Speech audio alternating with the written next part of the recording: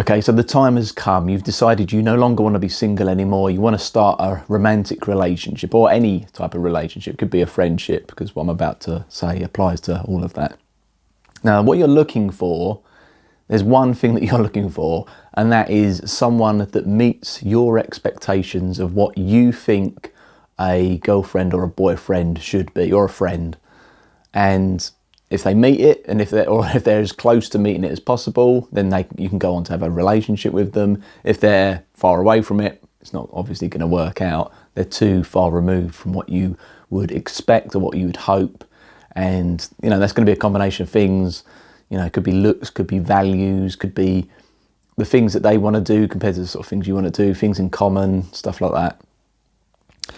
No one's going to be perfect though. There's always going to be something or some things that you're going to have differences with, and sometimes this isn't even something you can control. Now, you might meet someone and they, you think, I'm not sure, they've got a big nose or something. I don't like big noses, or I don't know, they've got big ears, or they've got a weird sticking out chin, or something. There might be some physical thing that you notice which at first just isn't your personal preference. And you sort of think, okay,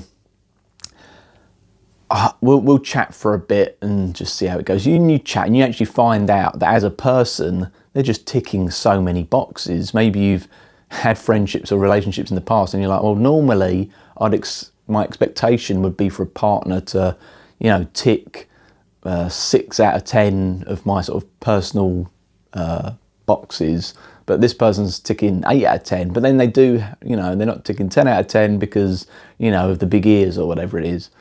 And, you then decide that on balance, that person would make a good match for you. Now, I don't know in fact, I don't think anyone thinks or consciously thinks this, but it's certainly been my experience that every person that I would date or have dated up until this point, I would almost rate them on a score. This is kind of like a fuzzy score. I don't literally tot up the numbers, but generally, just to sort of convey the point, I would say rate them on a scale of 1 to 100. And I would sort of think of all the little things that would be, a check mark against them. And, I can then kind of compare them against other people, exes, whatever. And then I would decide whether this was worthy or not worthy. And different traits have different values. So, if someone is, a psychopath, it's not like, you lose a point. It's like, no, that loses like 50 points. Whereas, if someone has, a preference for sci-fi movies, I like sci-fi movies, so, okay, you get 2 points for that. It's different weights for different things depending on what they are. But roughly there is this kind of almost more like a sort of fuzzy subconscious point system, and that point system is the expectation or the hope of how much they would align with me. And I'm not necessarily looking to date myself. I don't think that would be necessarily a good thing. And certainly when you have a shortcoming, with me, I'm highly neurotic, easily stressed, sensitive to stress and stuff like that. I've spent a lot of time dating girls that were like that as well, which is good because we can both relate over this issue of, one or two little bad things happening and then it blows up in our mind and feels like this big, massive thing. And, they can empathise, they can understand what it's like to suffer to some degree, to have this mental anguish over stuff which regular, normie type people just get on with and don't even think is an issue.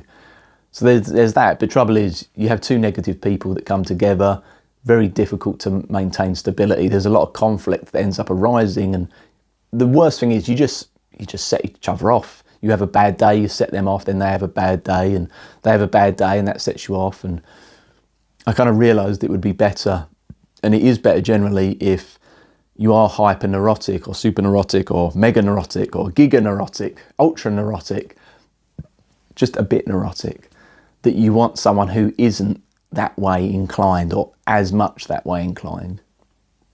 And if you can do that, then I think you're halfway there, basically. That's what I've learned over the years of, dating over 50 people and then sort of having some sort of relationship with maybe a dozen of them to more or lesser degrees, and now sort of finally coming across, sort of sticking with the person I'm with at the minute. But the person I'm with at the minute, even then, it's a case of, I know I've still got these shortcomings. I still know that I'm sensitive to stress, I'm highly neurotic. Things concern me more than the next person, and I have to put measures in place to control the neuroticism, which I can do if I'm on my own. If I'm in my own environment, I can control the temperature, the noise level, the amount of light around me, and that's just the sort of physical variables. There's just other things like when I eat, when I go to bed, when I engage in certain things, and how I engage in certain things throughout the day. That's all good and well, but when you're in a relationship, you have to take the other person into account. There is no way around that. And some of these needs that you sort of develop or ways of being can interfere with relationships. And what do you do about that? What's the solution? How do you, when you know what suits you, let's just say you're a night owl. I'm a night owl. I like going to bed late. I don't necessarily always want to go to bed as late as I do, because it can kind of have this knock-on effect where it interferes with life. If you're going to bed at 5 o'clock in the morning, it's like, well, you're going to miss out most of the waking daylight hours. Not getting any sunlight is probably not good for your health. Not being able to then interact with other people, go to a day job, just be around when shops and things are open and people are about. That's going to have a negative effect. So it's not all good, but certainly I don't think anything of getting up at 10 a.m, which I used to think was really weird. I used to think, oh, that's just what losers and weirdos do, because everyone celebrates the person who can get up at 4 or 5 o'clock in the morning and start the day, seize the day early, go out there, kill it, go to the gym, go for a 10k run or whatever. Everyone venerates those types of people. They don't like the people that stay up late, and I'm someone who stays up late and therefore someone who gets up late. There's this weird thing with staying up and getting up late whereby people think you're lazy. Oh, you got up late? You didn't get up till 10 a.m, 11 a.m. You didn't get up till midday. How lazy are you? And you could then explain, well, the thing is, not really. I just went to bed at, say, 5 a.m. and then I got up at 12 a.m. That gave me 7 hours of sleep, and that's what I needed in order to function. And just because we're doing it on a different kind of cycle doesn't necessarily mean that I'm getting less work done. But people often can't even understand that. In my experience, it just doesn't compute. There's just such a strong association with late that thereby, what I mean by that is after, say, 8 a.m, getting up after 8 a.m. That is just lazy. There's no ifs or buts or about it, which is difficult. But yeah, in a relationship, it can be quite difficult to have that lifestyle if you're dating a morning person and they want to get on and do things, maybe do things with you, and you're not able to do that. So that's the first thing, for me and for other people, that you might need to negotiate. It's like the waking times and stuff. So that's hard in of itself. But then you got these times where sometimes I think, like, you get a partner and they're being a bit unreasonable, and you don't know where to draw the boundary with it. And that seems really difficult for me to know where to manage things. And I'm sure I'm not the only person doing this. Like I say, I've had somewhat of a dating history, and I've come a long way from like the first ever dates where I was completely clueless to now. And I think having exposure to different types of people has actually benefited me and made me understand women better than if I hadn't dated or had only maybe had a few dates with one or two people. So that's good in that sense. But there's still things which I just don't get. It just seems sometimes people are being unreasonable towards me. Sometimes people, and this isn't not just, I'm not just saying dating at this point, I'm saying, co-workers, friends, they will expect things of me that I think are just unfair. Equally, I will expect things of them which they might think are unfair. But how do you judge that? Like, if you're stuck in traffic and you get home late from work and your partner yells at you because you said you'll be home at 5, but it's now 5:30, is that fair to part with? Because if you were stuck in traffic, perhaps there was nothing you could have done about it. And therefore, it's a bit unreasonable, in my opinion, for them to then maybe yell at you or trying to make you feel guilty, or maybe they're just yelling at you a little bit and because they just want to vent a bit and they don't really appreciate that that's going to really deeply affect you and you're going to feel really bad about it, way more than perhaps they even intended. But that's another thing. But then maybe you should just take it. If someone wants to yell at you, maybe you should just take it. In my case, being the neurotic type, it's like, well, look, I appreciate that me being neurotic means that there are times when I'll be around people, whether it's in a relationship or with friends or whatever, where they want to just have a laugh. They want to just lighten up, not really think about anything too deep or serious, or, they don't want to talk about their worries or their concerns. And obviously this is something that I have to think about often in order to navigate the world. And so, I feel somewhat bad that just due to my kind of personality traits, I'm inflicting somewhat of a negative vibe on people. And I don't want them to feel negative. I feel bad about that, but it's unavoidable just by being around me. I don't know.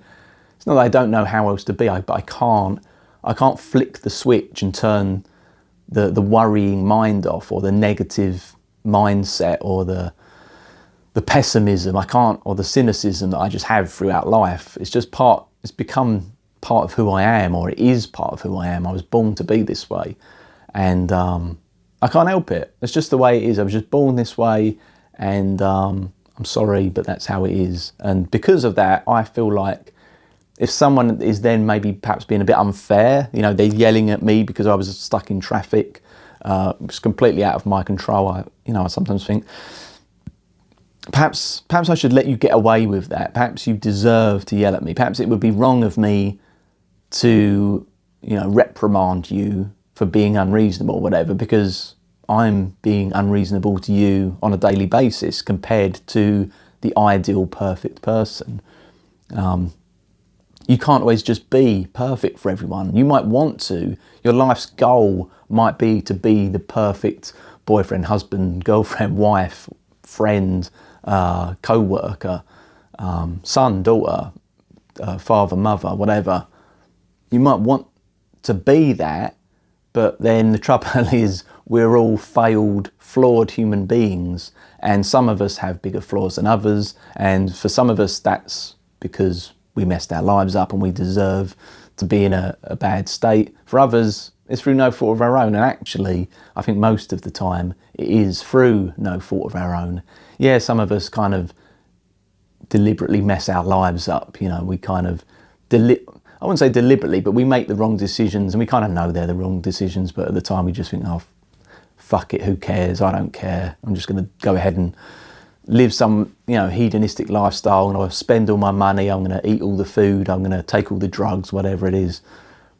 It just happens. But most of us don't consciously wake up in the morning and think, right, that's it.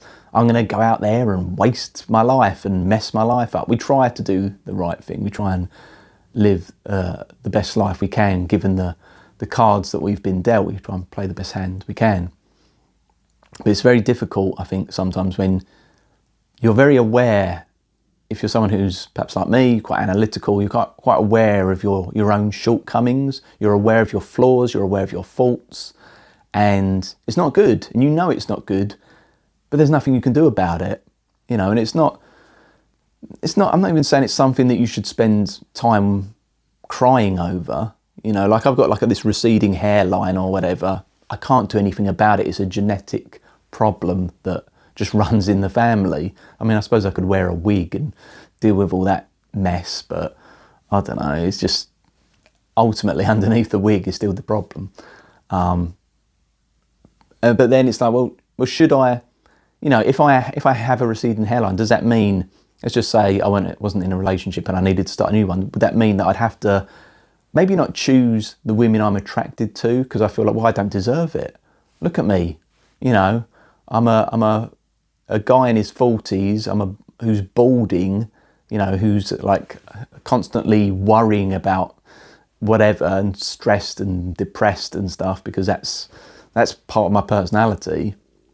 I don't deserve an attractive partner. I don't deserve someone who should love me or whatever. I don't know. People do that, and the obvious response is like, "Oh no, you deserve everything." You know, you it doesn't matter. You know, that's just how it is. There are some people that even like bald-headed guys or whatever. I always think it's funny with the, as an aside, the bald-headed insult. Have you ever just, you know, you've had a couple of people, kind of strangers or whatever, and they insult each other, you know, and when people insult each other and they don't know each other, they tend to pick out some physical characteristic of that person and then throw that at them as an insult. And it's just something that society generally considers to be perhaps a negative thing, or certainly that they think is a negative thing. So if you're overweight, you fat bastard, you know, you'll be called a fat bastard, or, you know, fat bitch or whatever. If you've got, I don't know, like a little sticky up nose, you'll be called pig, you know, the pig, ugly pig-faced person or something. You know, if you're black, you know, you black bastard. It's just seen as like, all right, okay, well, what is there about you which society does or can at times think is a negative thing? I'm going to basically say that thing, and then I'm going to add an insult on top of it. And people will say, you know, you bald-headed bastard, you bald C-U-N-T. It's just like a known thing. It's like, here's something about you that I want you to feel bad about yourself for, and I'm going to make you aware of it. Do you know what I mean? It's just one of these things. It's where people would say there's nothing wrong with being bald, but it's like, well, yeah, there is a stigma with it, the same way there is with being fat or being short or being too skinny or ugly or whatever. You know, there's just so many things. Like the majority of us aren't perfect. The majority of us will have something wrong with it, wrong with us. And you know, you could call anyone an ugly bastard if the standard is a 10 out of 10 and you're only a 9 out of 10, but they're still, you know, an ugly bitch or whatever. So yeah, being bald isn't good. That's why, not that I care, I don't really care about it, but I know society cares about it, and I know that it makes me less attractive in the eyes of most women and stuff like that. So therefore I feel like, okay, well, I guess that means I'm ugly, and I guess that means I shouldn't have the 10 out of 10 most beautiful women in the world as a partner, that kind of thing. I'm just making the point about the physical things. It's easier to demonstrate.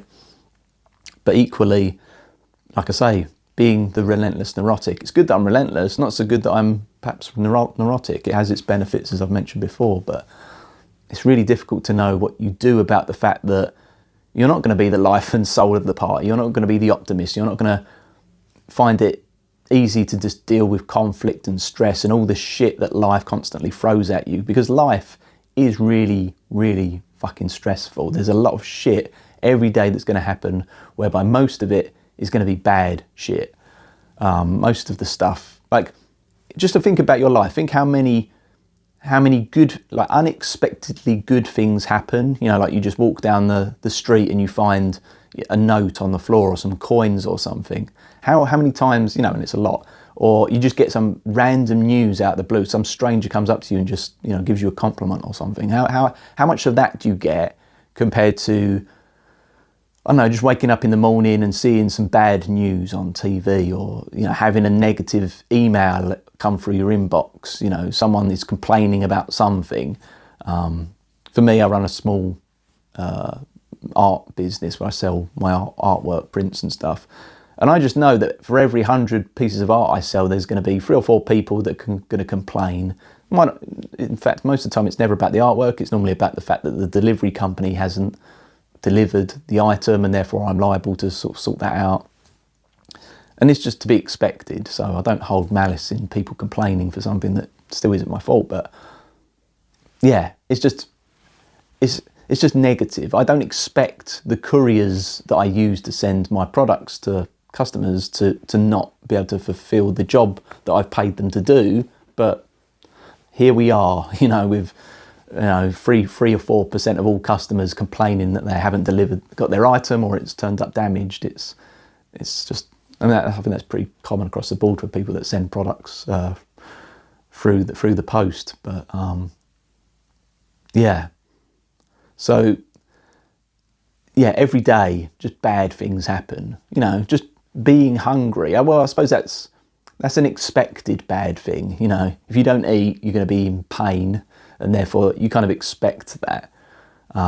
You expect, there are expectedly bad things to happen, I suppose, but I'm talking about the unexpected ones. Just I didn't expect there to be traffic on the roads today, or I didn't expect to come into work and my boss to be moaning about this report that I submitted, which I thought was fine, but it turns out it's not. Life is just a constant series of problems that come your way, and you have to then deal with them. That's just how it is, or as far as I'm aware.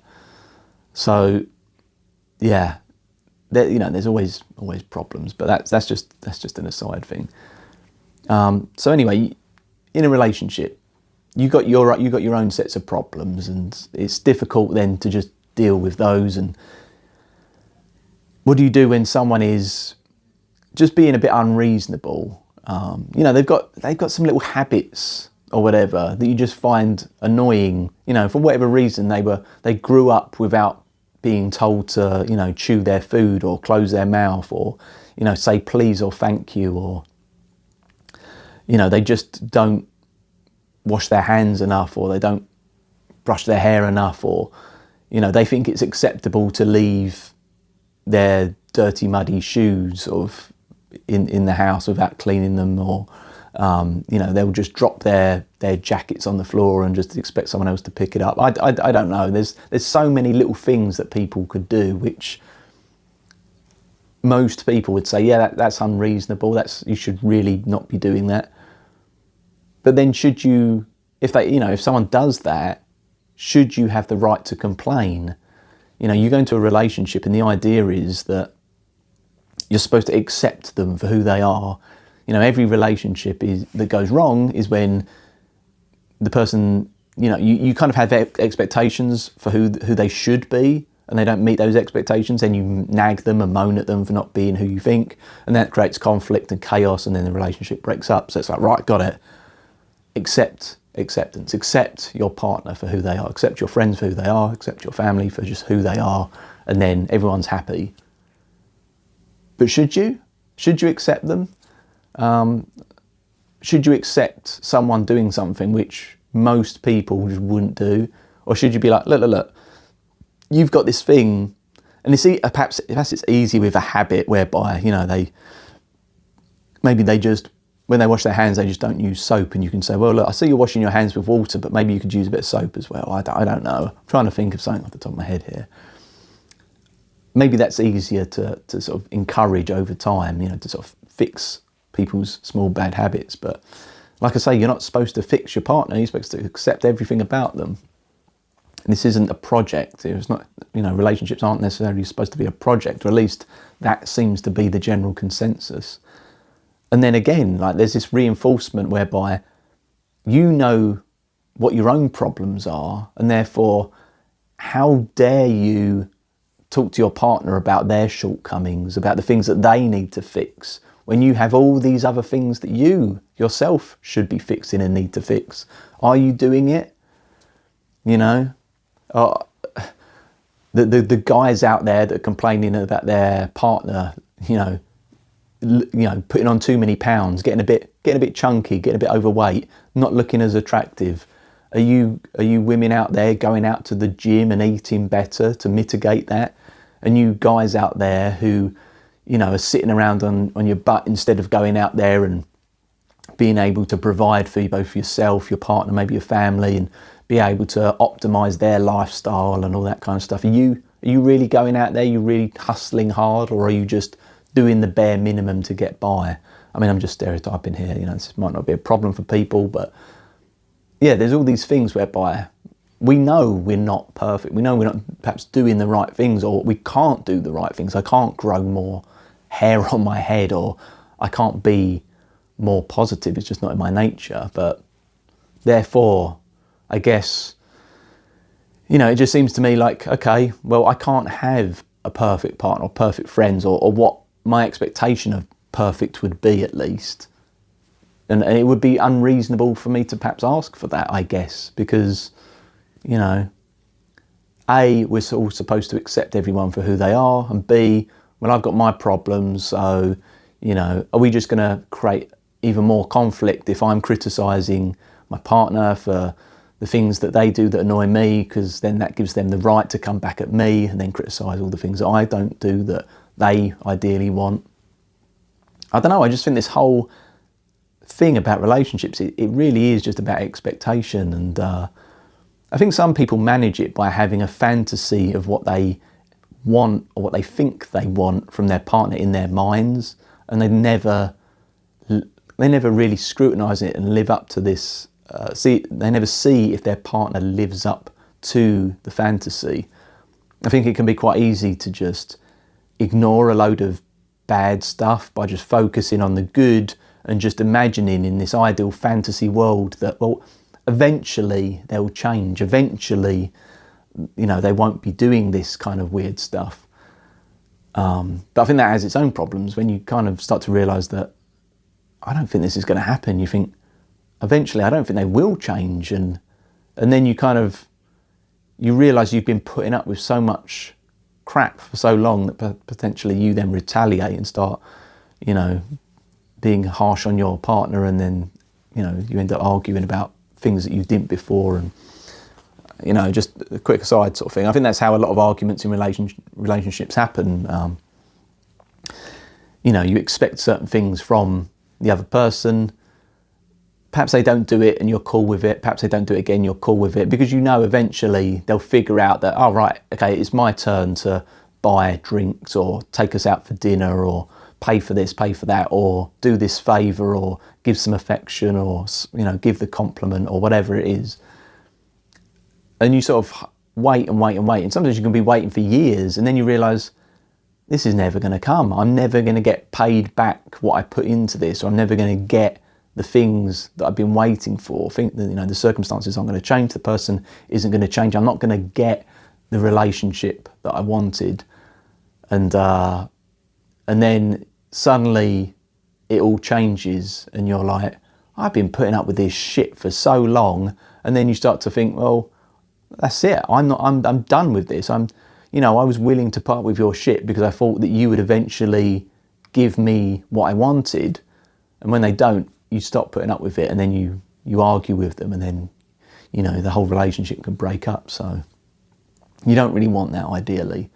But it's difficult as well if you've got friends, relationships, partners that don't take criticism well. I don't take criticism well. It's very difficult to broach certain topics, and if your partner has bad breath, how do you say that to them? If they smell a bit, they've got body odour issues, how do you say that? If they've got some weird fungal foot infection that, you kind of know it's not their fault, but it's gross and you don't like it, it's a massive turn off. How do you say that? There's all these things which people like, those sort of things. It's like, that's really personal, really sensitive stuff. If you say that to a partner, they could be mortified. They could really hurt them. You don't want to hurt them. So how do you say stuff like that? And it's all good and well just saying, oh no, we're all going to be sensible adults here and just say what we really think, and we're going to be like robots. And when you say your hurtful thing about my insecurity, I'll just pretend, it doesn't hurt, or, I'll just accept it. And then when I say my hurtful thing to you, you'll accept it. Or maybe that is all you can do, but equally you'd have to have an agreement that you're going to do that. And I think this is going to, this could potentially shake a lot of relationships up if you've been holding on to things about your partner which you were putting up with because you thought you were a piece of shit, and then suddenly maybe you gain a bit of confidence and you think, yeah, okay, I got a few things that I can't control. I can't control my balding head or whatever, but actually I'm not a bad person. That doesn't therefore mean that I should allow my partner to take advantage of me, or to yell at me, or to manipulate me, or at least attempt to, or just do all these annoying little things that I've been putting up with for so long.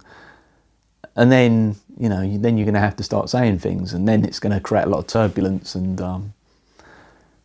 it's not always as easy as you just got to talk all this stuff out, because there have been times when I've attempted to talk about issues as they've arisen, and sometimes there's just a few issues which you realise that certain people just can't handle. They're just not emotionally mature enough to have that conversation. They might say they are, and they might think they are, but when it comes down to it, it just doesn't work. It's like you've definitely got to be a certain type of person. I think sometimes as well, like if you were to say to someone, you're in a relationship and you say basically, you say to your wife or whatever, look, I don't find you attractive anymore. That is going to be a very difficult conversation to have, because any normal, sane woman would think, okay, well, not much I can do about that if I'm, 300 pounds overweight, or, well, not for a few years anyway, even if you did want to try and correct it, or, they are, they're in their 40s, 50s, 60s, they're past their prime, and there's no turning back the clock. It's like that person now has to live with the fact that you don't look at them and think they're the most gorgeous, beautiful person in the whole wide world every single day. And there's a mixture of people who would genuinely think that they are, whether they truly believe that, whether they bullshit themselves and then tell their partner that, yeah, you're the most beautiful thing in the world. That happens. Or people that just consciously bullshit their partner and just tell them that, and just to keep the peace. Because, obviously,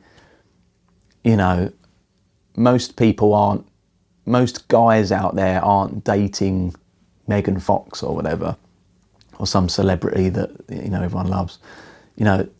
Most people just don't have what society, or what even they would consider the 10 out of 10s, the perfect person. And so you're always going to be, there's always going to be some kind of cognitive dissonance in you, where you kind of know what you like, and your partner probably isn't going to be that.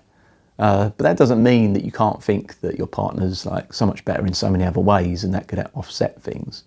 But I guess it depends how you look at things. Certainly for me, looks is just one thing, and certainly as you get older, it's like, it sounds cruel, but I would like to just say to my partner, look, you're past your prime now, and yes, you're genuinely not as attractive to me as you were, but that's not a problem for me now, because we're both old, we're both losing it, we're both getting wrinkles and sags and bags and things in the wrong places, lumps and bumps, and we're both past it, and and that's just how it is. It's just normal. You see the old hag, the old crone, the old witch or something in a film or whatever, and it's just an old person, but they're always depicted as the bad, evil, wicked thing. It's like, no, you're just old, and that's just is how it is. But at the same time, the heroes of the film aren't attracted to the old hag in the film, the old grandmother. Generally speaking, that's not their role. Their role isn't to be that in life. And I think at the minute, and perhaps always, it's very controversial to say that. To say that as women get older, they lose their sex appeal, men as well, and men have other issues as well. Don't get me wrong, but it would be nice if you could just say that, because it's like, well, look, especially when you're a guy, you're not going to be this horny teenager type that's just going to want to be spending most of their day just banging and stuff. You're going to want to ideally when you grow old with someone, a partner or whatever, you're going to want to spend most of the time just being with them, just having conversations, eating dinner or stuff. So perhaps you really should be looking for someone that's got all their teeth, since you're going to be spending more time eating together rather than having sex together and stuff. I don't know. But yeah, so my thoughts are, I haven't figured out when you should tell a partner, a friend, co-worker, whatever, that you have a problem with something they do that doesn't meet your expectations of them, or if you should ever tell them that, when you yourself know that you've got your own shortcomings and perhaps you deserve to have to deal with their irritating habits and their irritating ways. Perhaps they don't do the things you want. Perhaps they are even doing things that isn't good for them. Perhaps they are just eating too much and getting too fat, and you don't find that attractive. They don't find that attractive, but they're doing it anyway, and it's not really good for you, because it's like, well, I don't really find you as attractive anymore. It's not good for them, because then they're like, oh, why don't you have sex with me anymore? Now, I would just say this genuinely isn't a problem I have. If anything, I need to fatten my girlfriend up. But I know this is a problem that most guys would have, and therefore it's easy to just illustrate the point, whereby, yeah, it would be good if you could just optimise and you could agree as a partnership to optimise. But equally, that puts pressure on you, puts pressure on them. And do you want that pressure in a relationship? Life is chaotic and stressful enough as it is, and perhaps you want an easy life. Perhaps it's good to just turn your mind off and just think, life's tough. I just want to be acceptant of everything. I want to live in a state of bliss for as much as I can and not deal with the harsh, cruel truths that things aren't perfect. Or I want to bullshit myself. I want to believe I'm perfect. I want to believe my partner's perfect. I want to believe the world is perfect. And I can do that. I have the capacity to believe my own bullshit. So just leave me in this state of bliss where I can, get high off the smell of my own bullshit. And who are you to come along and then deprive a partner or a friend of that, if that's what they like and that's what they're happy with and that's how they want to spend their life? Just because I like the truth, the hard, cold realities of the truth, and I'm that way inclined, doesn't mean that everyone else is. So yeah, what do you do when you're someone who's very driven by finding the truth in life and the actual objective realities of the situation in front of you, but then you've also got a lot of this kind of emotional baggage whereby all someone has to do is say, oh, you're a really ugly piece of shit, and then you take it really personally and go into a massive depression bender for the next 2 weeks and consider just ending it all. I don't know what the answer is there, but I just wanted to talk about this issue about expectations in relationships, and what do you do when someone isn't meeting the expectation, because obviously that's when problems arise. And it's not always easy. It's not like we all have infinite options. People would say, well, look, you're obviously not happy in your relationship. You're obviously with someone who doesn't meet your expectations. So go out there, find someone who does. As though it's that simple, as though you just turn the internet on your laptop or your phone and you start scrolling through partners like you would shop on Amazon. Yeah, there are dating sites and stuff, but certainly from the guy's perspective, the bottom 70% of guys on dating sites are very limited with their options. That's just how it is. You don't get to pick and choose. And equally, probably the bottom 30% of women don't get to pick and choose. So if you're in that kind of percentage and you're trying the online dating thing, like online shopping, it doesn't really work like that. You don't have pick of the litter. Fine if you're the most good-looking, charismatic, charming guy that can kill it on a dating profile. If you're just like everyone else, though, it's not going to be that easy. And for women, you might have a lot of choice, but equally you might be seduced by the good-looking, charismatic, top 1% of type guys, because they're happy going out there taking advantage and racking up their their body counts of sexual conquests, and you know, why not? They have pick of the litter. They can have whoever they want, and you've just proved it. This isn't me being bitter or anything, by the way. Like I say, I've not had any issues with getting girlfriends, having relationships, but I know that this is a thing. This is just how the game works. It's not as easy as just go out there and find a different partner. And in fact, I think, if anything, that's the problem with a lot of relationships these days. You know, like, there's a reason why people throw around divorce counts in the sort of like 50% range. You know, 1 in 2 people who get married will end up in divorce, which is bad, because if you think about the amount of people in actual relationships, not just marriages, but relationships that end up breaking up, that's going to be far higher than marriages, you know, after you've not only had a relationship, but you've realised that this is the one that you don't want to break up with and you'd want to commit to. So most of all relationships are going to break up, and that's bad. So if you're in a relationship right now, well done, you've beat the odds, but can you sustain it? Statistically speaking, you won't be able to. And I think one of the reasons is because you know, or you will know in the future, that your partner isn't living up to your expectations. And they might even be reasonable expectations. You might just think, well, everyone I know knows how to, I don't know, look after their money and not become a financial mess or a gambling addict, or, you know, most people I know aren't, you know, having some, you know, weird physical issue that affects just them, you know. And so, yeah, sort of fair enough. But so you want to try and deal with the issues, but how much of those issues can you deal with? Is it worth just highlighting every single romantic partner's faults, or the things that you find fault in, and just then at least giving them the option to do something about it or not? Or is that just going to rock the boat and, you know, cause them to just get defensive, retaliate, all that kind of stuff? Anyway, been talking about this one a long time, but there's obviously a lot to be said about this kind of stuff, so it needed a longer little chat. So wanted to just leave that there. Let me know what you think about all that, and hopefully I'll see you again in a future message. So see you then.